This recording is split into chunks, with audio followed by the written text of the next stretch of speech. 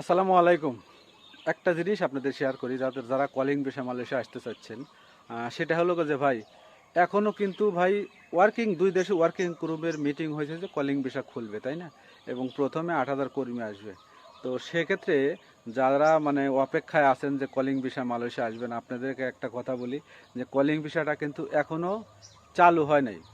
এটা কোন প্রক্রিয়ায় মালয়েশিয়া কর্মী আনবে এই সব ব্যাপারেই কথা হয়েছে, কিন্তু এখনও সরাসরি কোনো কলিং ভিসা চালু হয় নাই।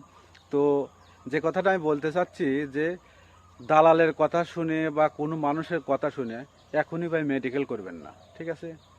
মেডিকেল করার বহুত সময় আছে। আপনি যখন কলিং ভিসা খুলবে, ভালো একটা এজেন্সি দেখে আপনি যদি ভিসা বা সব কিছু কনফার্ম করে, তখন কিন্তু আপনি এজেন্টও আপনাকে মেডিকেল করতে বলবে বা আপনিও মেডিকেল করতে বলবে। তো অনেকেই আর কি অনেক রকম মানে দালালি করবে আপনার সাথে যে মেডিকেল করেন, কিন্তু ভাই মেডিকেলের টাকা আছে ভাই। 10,000 15,000 টাকা দিয়ে আপনি মেডিকেল করবেন, বা যে দালালে আপনি মেডিকেল করাবে ওইখানেও লাভ আছে। হয়তো বা দেখা যাচ্ছে যে 10,000 টাকা খরচ হবে, 15,000 টাকা নিলে ওই 5,000 টাকা কিন্তু দালালের থাকবে। তো এরকম শত শত হাজার হাজার মানুষের মেডিকেল করালে তাহলে কত টাকা পাবে?